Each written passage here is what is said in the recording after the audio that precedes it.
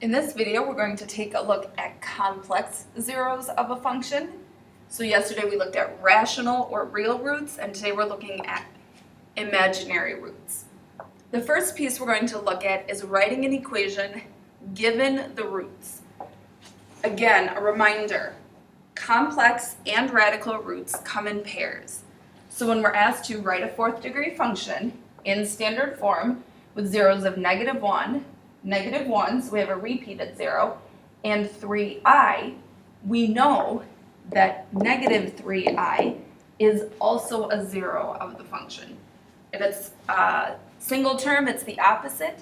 If it's a binomial root, then it's the conjugate. So we're going to start by setting this up in factored form.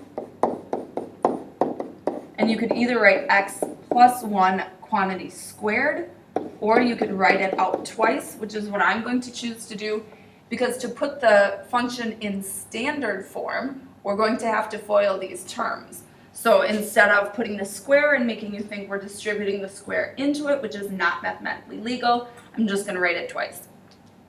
And then we've got our imaginary roots, x minus 3i, x plus 3i.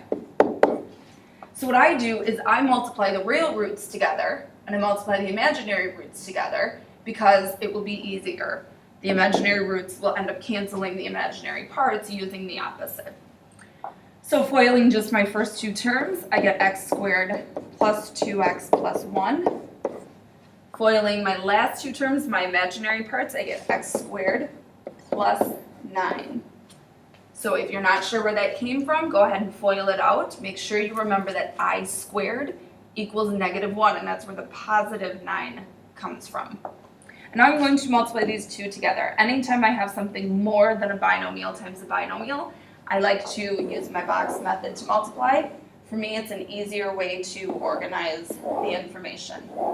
So one of the terms, my x squared plus 9, only had, one of my binomials only had 2 terms, and then I've got the trinomial with 3 terms. Multiplying these together.